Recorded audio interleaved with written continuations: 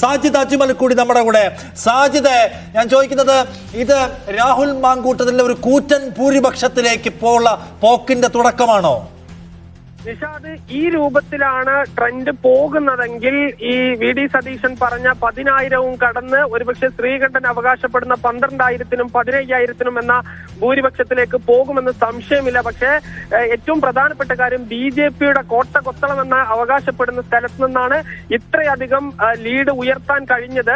ഈ 1228 എന്ന് പറയുന്നത് ഒരു കാരണവശാലും സമീപകാലത്തൊന്നും ഈ കോൺഗ്രസിന് ലഭിക്കാത്ത, കോൺഗ്രസ് ഈ 3000-ഓളം വോട്ടിന് താഴെ നിൽക്കുന്ന സ്ഥലത്ത് നിന്നാണ് ഇത്രയധികം വോട്ട് അവർക്ക് ലഭിച്ചത് എന്നുള്ളത് വളരെ പ്രധാനപ്പെട്ടതാണ്. ഈ LDF-നും നേരിയ തോതിൽ മുന്നേറ്റം ഉണ്ടാക്കാൻ കഴിഞ്ഞിട്ടുണ്ട്. BJP ഉള്ളിലെ പ്രശ്നങ്ങൾ എത്രത്തോളം പ്രതിഫലിച്ചിട്ടുണ്ട് വോട്ടെടുപ്പിൽ എന്ന് കൃത്യമായി കാണാൻ കഴിയുന്നു. ഇനിയും ഉണ്ട് 5-ാം റൗണ്ട്.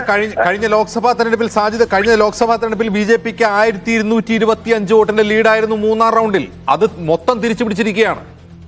തീർച്ചയായും ആ BJP-ക്ക് കിട്ടിയ വോട്ടിനേക്കാൾ കുറച്ച് അല്പം കൂടി കൂടുതലായിക്കൊണ്ടാണ് ഇപ്പോൾ രാഹുൽ നിൽക്കുന്നത്. ഇനി 4-ാം റൗണ്ട് BJP കഴിഞ്ഞ തവണ നേരിയ ലീഡാണ് ഉണ്ടായിരുന്നത്. ഈ ട്രെൻഡ്, അതായത് വലിയ മുന്നേറ്റം ഈ കോൺഗ്രസിന് ഉണ്ടാക്കാൻ കഴിഞ്ഞ പശ്ചാത്തലത്തിൽ 4-ാം റൗണ്ടിലും മുന്നേറ്റം ഉണ്ടാക്കും. 5-ാം റൗണ്ട് BJP-യുടെ ഉറച്ച കോട്ടകളാണ് വടക്കന്തറ സൗത്ത്, വടക്കന്തറ സെൻട്രൽ അടക്കമുള്ള ബൂത്തുകളാണ്.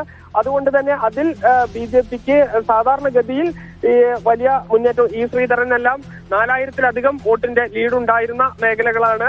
ഈ കഴിഞ്ഞ പാർലമെന്റ് തെരഞ്ഞെടുപ്പിലും C കൃഷ്ണകുമാറിന് 2595 വോട്ടിന്റെ ലീഡ് ഉണ്ടായിരുന്നു. ഇനി 5-ാം റൗണ്ടിലേക്ക് കൂടി എത്തുമ്പോൾ നമുക്ക് കാര്യങ്ങൾ കുറച്ചുകൂടി വ്യക്തമാകുമെന്ന് മനസ്സിലാക്കുന്നു. ഇപ്പോൾ 3 റൗണ്ട് കഴിയുമ്പോൾ എന്തായാലും 5-ാം റൗണ്ടിൽ കിട്ടുന്ന ഒരു ശക്തി കേന്ദ്രത്തിൽ 5-ാം റൗണ്ടിൽ കിട്ടുന്ന സ്വാഭാവികമായ കുറച്ച് വോട്ടിന് ലീഡ് കൊണ്ട് BJP-ക്ക് പിടിച്ചു നിൽക്കാൻ പറ്റുമോ? ഇല്ല. BJP-ക്ക് ജയം എന്നുള്ളത് ഇനി ഉണ്ടാവാനുള്ള സാധ്യത ഇല്ല എന്ന് തന്നെ നമുക്ക് പറയാം. കാരണം 1-ാം റൗണ്ടിലും 3-ാം റൗണ്ടിലും അവരുടെ ഏറ്റവും പ്രധാനപ്പെട്ട ശക്തി കേന്ദ്രങ്ങളിലെ വോട്ടെണ്ണലാണ് നടന്നത്. അതിൽ പിറകെ പോയി ഇനി അവർക്ക് അടുത്ത റൗണ്ടുകളിൽ ഇത് മാനേജ് ചെയ്യാൻ കഴിയുമെന്ന് ഇപ്പോഴത്തെ ഒരു ട്രെൻഡ് വെച്ച് നമുക്ക് തോന്നുന്നില്ല. അതായത് വിജയിക്കാനുള്ള സാധ്യത വളരെ വിരളമാണ്. ഇനി 2-ാം സ്ഥാനമാണോ 3-ാം സ്ഥാനമാണോ ഉണ്ടാവുക എന്നാണ് അറിയേണ്ടത്.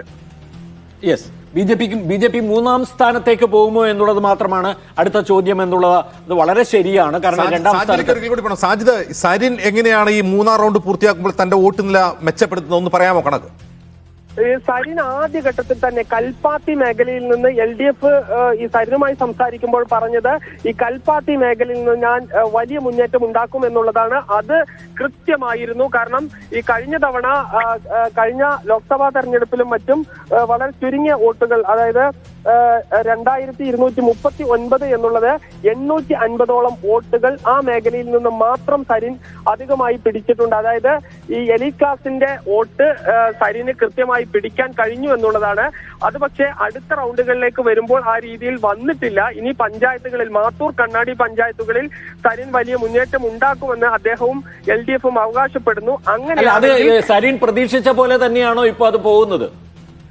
അതായത് ആദ്യ റൗണ്ടിൽ സരിൻ പ്രതീക്ഷിച്ചതുപോലെ തന്നെ പോയി എന്ന് നമുക്ക് പറയാം. കാരണം 850 വോട്ടുകൾ ആദ്യ റൗണ്ടിൽ ഈ കഴിഞ്ഞ വിജയരാഘവൻ എന്ന PB മെമ്പർ മത്സരിച്ചതിനേക്കാൾ കൂടുതൽ വോട്ട് ലഭിച്ചിട്ടുണ്ട് എന്നുള്ളതാണ്. അതായത് കഴിഞ്ഞ പാർലമെന്റ് തെരഞ്ഞെടുപ്പായിരുന്നു കൃത്യമായ ഒരു രാഷ്ട്രീയ പോരാട്ടം നടന്നത്. ഈ കഴിഞ്ഞ നിയമസഭ ഈ ശ്രീധരന്റെ ഒരു പ്രഭാവമായിരുന്നു. അത് ഈ സരിൻ തന്റെ സിവിൽ സർവീസും ഡോക്ടറാകുന്ന സിവിൽ സർവീസും അദ്ദേഹത്തിന്റെ ഉദ്യോഗസ്ഥ പ്രതിച്ഛായൊക്കെ അദ്ദേഹത്തിന് ഗുണം. അജിംസ, ഞാൻ ചോദിക്കുന്നത്, മാത്തൂരിലേക്കും കണ്ണാടിയിലേക്ക് പോകുമ്പോൾ അതൊക്കെ ഗ്രാമപ്രദേശങ്ങളാണ്. അവിടെ ചിഹ്നമില്ലായ്മ തിരിച്ചടിക്കാനുള്ള സാധ്യതയുണ്ടോ സരിന്? സരിന് ഏറ്റവും വലിയ വെല്ലുവിളിയാവുന്നത് പഞ്ചായത്തുകൾ തന്നെയാണ്. കാരണം പഞ്ചായത്തുകളിൽ 9-ാം സ്ഥാനത്താണ് ബാലറ്റിൽ സരിൻ.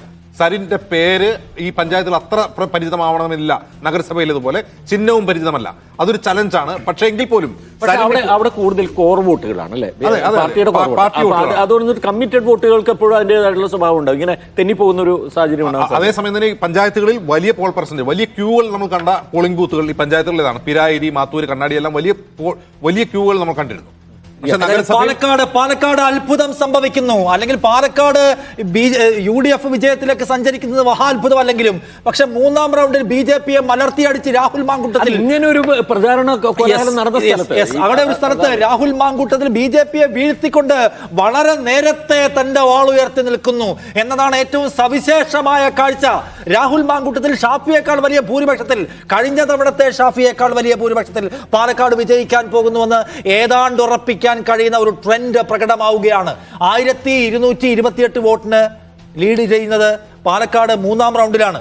അഞ്ചാം റൗണ്ടിൽ ചെല്ലുമ്പോൾ അവിടെ വടക്കന്തറ പോലെയുള്ള BJPക്ക് ആധിപത്യമുള്ള സ്ഥലമുണ്ട്. പക്ഷെ അവിടെ നിന്ന് കിട്ടാനുള്ള വോട്ട് പരമാവധിയിലെടുത്താലും BJPക്ക് വലിയ പരിക്കുണ്ടാക്കാൻ കഴിയില്ല എന്നതാണ് കാണേണ്ട കാര്യം. അതുകൊണ്ട് BJPയുടെ സാധ്യതകൾ, മോഹങ്ങൾ, സ്വപ്നങ്ങൾ, പ്രതീക്ഷകൾ അവസാനത്തിലേക്ക് കടക്കുന്നു. 9 മണി കഴിഞ്ഞ് 49 മിനിറ്റ് ആകുമ്പോൾ ഒരു കണക്ക് കൂടി പറയാം നിഷാദ്. അതായത് ഇപ്പോൾ മൂന്നാം റൗണ്ട് കഴിഞ്ഞപ്പോൾ BJPയും LDFും തമ്മിലുള്ള വ്യത്യാസം എന്ന് പറയുന്നത് BJPക്ക് 11,381 LDFന് 6,737 ഏതാണ്ട് 5000 വോട്ടിന്റെ വ്യത്യാസമാണ് ഉള്ളത്.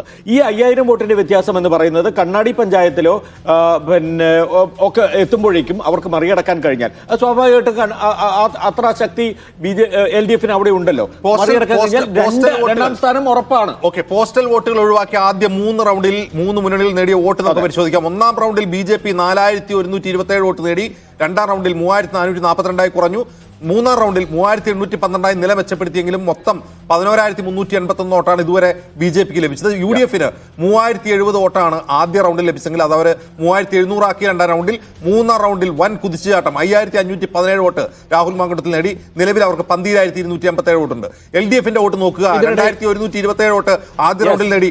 1993 വോട്ടേ രണ്ടാം റൗണ്ടിൽ നേടാൻ കഴിഞ്ഞുള്ളൂ. പക്ഷേ നില മെച്ചപ്പെടുത്തി മൂന്നാം റൗണ്ടിൽ 2617 വോട്ട്. ഇതിനർത്ഥം LDF സ്ഥാനാർത്ഥി P സരിൻ BJP വോട്ടുകൾ കൂടി കാർന്നു എന്നാണ്. ഉറപ്പാണ്. 1418 പോയിരിക്കുന്നു സരിന്റെ, ക്ഷമിക്കണം, രാഹുലിന്റെ ലീഡ് എന്നത് കൂടി കാണുക. ലീഡ് വരുന്നു.